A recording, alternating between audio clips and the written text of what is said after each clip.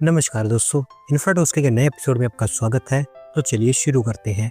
पहली खबर की शुरुआत करते हैं इलेक्ट्रॉनिक मैन्युफैक्चरिंग से, जहां पर दोस्तों हमारी ministry of electronics and information technology के द्वारा 17 और इन्वेस्टमेंट प्रपोजल्स को अप्रूवल दे दी गई है और इसके थ्रू 7,172 करोड़ रुपीस की और इन्वेस्टमेंट इलेक्ट्रॉनिक सेक्टर में आती हुई दिखाई देगी।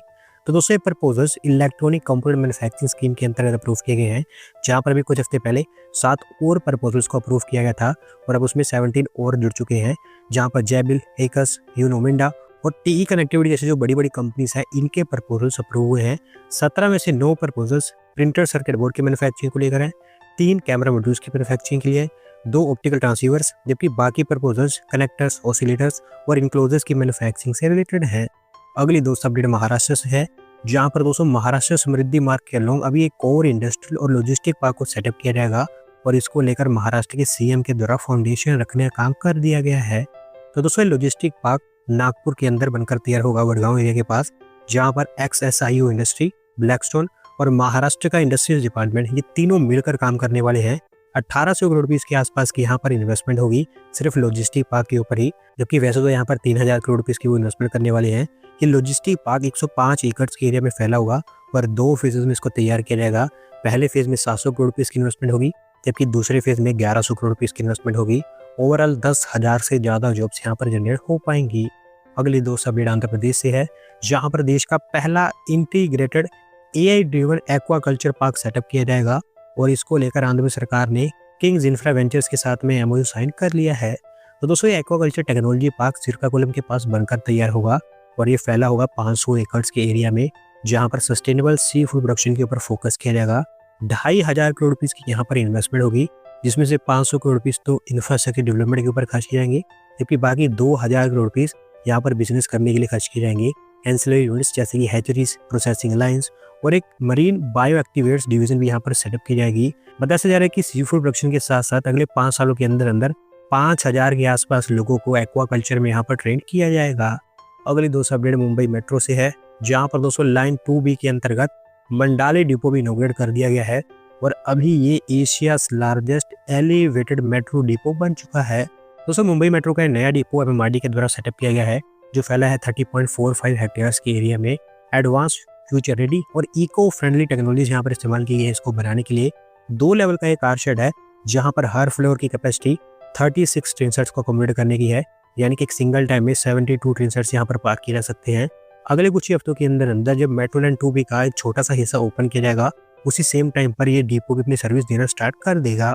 अगली दोस्तों अपडेट गाजियाबाद से है, जहां पर दोस्तों गाजियाबाद म्युनिसिपल कॉर्पोरेशन के द्वारा एक नए सीवेज ट्रीटमेंट प्लांट को लेकर लैंड एलोकेट कर दी गई है और अब नमामि गंगे प्रोजेक्ट के अंतर्गत ये प्रोजेक्ट डेवलप हो पाएगा। तो दोस्तों STP new link road flyover के पास बनकर तैयार होना है, जिसका इस्तेमाल किया जाएगा हिंडन रिवर की क्लीनिंग के लिए, क्योंकि गाजियाबाद म्युनिसिपल कॉर्पोरेशन ने अभी 7 मेजर ड्रेन्स आइडेंटिफाई किए हैं, जहां से untreated waste water Hindon river में डिस्चार्ज होता है। तो ये STP उसी को ट्रीट करने का काम करेगा। 140 मिलियन लीटर्स पर डे की इसकी कैपेसिटी होगी और 40,000 स्क्वायर फीट ऑफ लैंड यहाँ पर दी गई है जल निगम को, जो काफी लंबे समय से गाजियाबाद म्युनिसिपल कॉर्पोरेशन से लैंड मांग रहा था। फाइनली उनकी डिमांड सुन ली गई है। DPR यहाँ पहले से कंप्लीट हो चुकी है और ऐसा बताया गया है कि कंस्ट्रक्शन और मेंटेनेंस को लेकर 1,000 करोड़ रुपीस ऑलरेडी एलोकेट किए जा चुके हैं। तो अब यहाँ पर आपको डायरेक्टली काम स्टार्ट होता हुआ दिखाई देगा। अगली दोस्तों अपडेट तमिलनाडु से है, जहाँ पर दोस्तों national highways logistic management limited 6 नए रोडवेज को सेटअप करने जा रही है और इन सभी की DPR मिशन को लेकर उन्होंने टेंडर फ्लोट कर दिए हैं। तो दोस्तों ये रोडवेज भारत सरकार की सेंट्रल स्कीम पर्वतमाला परियोजना का हिस्सा होंगे, जहां पर अगर लोकेशंस के बारे में आपको थोड़ा सा डिटेल में बताऊं तो तिरुवनमलई, ऊटी, कुरनगानी, थोरामलई, मुरुगन टेम्पल, जबकि 2 रोडवेज साथुरागिरी हिल्स पर बनकर तैयार होने हैं अलग अलग जगह पर। हर रोडवे की लेंथ अलग अलग जगह के अकॉर्डिंग अलग अलग होगी और ये 0.5 से लेकर 4.6 किलोमीटर तक वेरी करेगी। जिस भी कंसल्टेंट को यहाँ पर हायर किया जाता है वो topographical service, geotechnical service, alignment options, traffic potential और कोस्ट एस्टीमेट से रिलेटेड सब चीजों के ऊपर काम करेगा और फिर उसी के बेसिस पर सबकी DPR यहाँ पर तैयार होगी। अगली दोस्तों अपडेट बेंगलोर मेट्रो से है, जहाँ पर दोस्तों कर्नाटक सरकार के द्वारा ग्रीन सिग्नल दे दिया गया है बेंगलोर मेट्रो के तुमाकुरु लिंक को और इसी के चलते DPR प्रोजेक्शन को लेकर Bangalore metro rail corporation limited ने टेंडर इशू किए हैं। तो दोस्तों इस प्रपोजल के अंतर्गत बेंगलोर मेट्रो की ग्रीन लाइन को मदावारा से तुमाकुरु तक एक्सटेंड किया जाएगा। 59.6 किलोमीटर की इसकी लेंथ होगी और रफली 25 के आसपास मेट्रो स्टेशन यहाँ पर बनकर तैयार होने हैं। नीलामंगला, दबासपेट, कैथासंद्रा, इस तरह की जो इंपॉर्टेंट प्लेसेस है वो यहाँ पर कनेक्ट हो पाएंगी।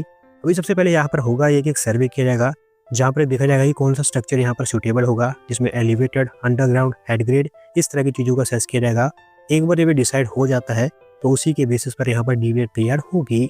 अगली दोस्तों अपडेट हमारे फॉरेन ट्रेड को लेकर है, जहाँ पर दोस्तों ministry of commerce and industry के द्वारा अक्टूबर महीने का मर्चेंडाइज ट्रेड हमारे सामने रख दिया गया है और यहाँ पर हमें ईयरली बेसिस पर एक्सपोर्ट्स में 11.8% का डिक्लाइन देखने को मिला है। दोस्तों अक्टूबर महीना हमारे देश के मर्चेंडाइज ट्रेड के लिए कुछ खास बेहतर रहा नहीं है, मेनली अमेरिका के टैरिफ के चलते, क्योंकि उसके चलते हमारे एक्सपोर्ट्स पर थोड़ा सा असर तो पड़ा ही है। और इसके कॉन्ट्रास्ट में अभी ये भी हुआ है कि हमारे जो इंपोर्ट्स हैं वो हमें बढ़ते हुए दिखाई दिए हैं।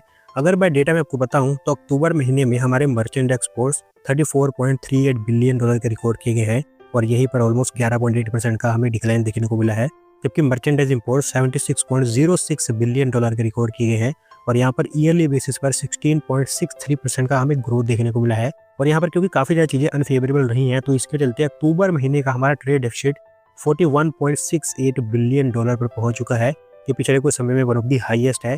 गोल्ड और सिल्वर इंपोर्ट्स यहाँ पर मेन कॉन्ट्रीब्यूटर्स बताए जा रहे हैं।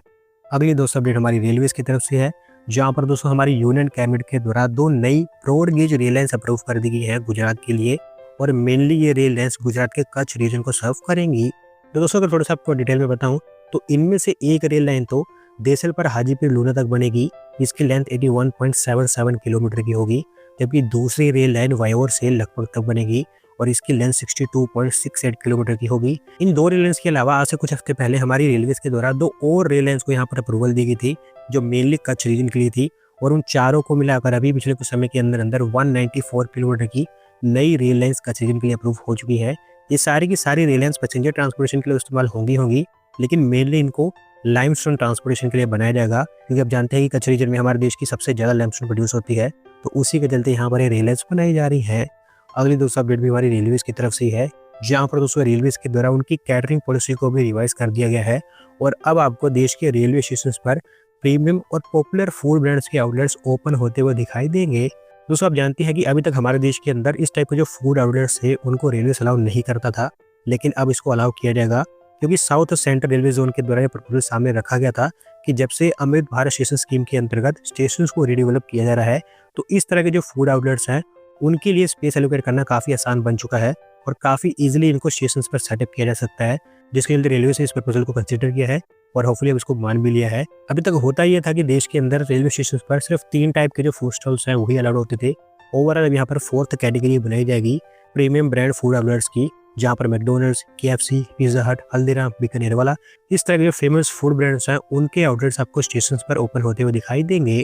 आज की दोस्तों आखिरी अपडेट भी मुंबई मेट्रो से ही है, जहाँ पर दोस्तों MMRCL के द्वारा 2 और नए सर्विस को लेकर प्लानिंग स्टार्ट कर दी है, जो बनेंगे एक्वा लाइन के ऊपर।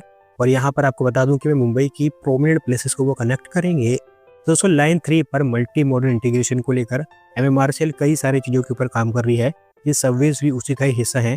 इनमें से एक survey Worli science centre metro station को Mahalaxmi race course, Worli promenade और नेहरू प्लानिटेरियम से कनेक्ट करेगा, जबकि दूसरा सर्वे BKC मेट्रो स्टेशन को BKC बुलेट ट्रेन स्टेशन से कनेक्ट करेगा। अगले कुछ दिनों के अंदर अंदर दोनों को लेकर DPR प्रिपेयर की जाएगी और फिर उसी के बेसिस पर आपको यहाँ पर कंस्ट्रक्शन भी होता हुआ दिखाई देगा। दोस्तों आज की वीडियो में बस इतना ही। अगर आप अपनी तरफ से अपडेट सबमिट करना चाहते हैं तो डिस्क्रिप्शन में दिए गए लिंक पर क्लिक करके सबमिट कर सकते हैं। और अगर आज की वीडियो पसंद आई हो तो वीडियो को लाइक करें, चैनल को सब्सक्राइब करें। धन्यवाद वीडियो को देखने के लिए।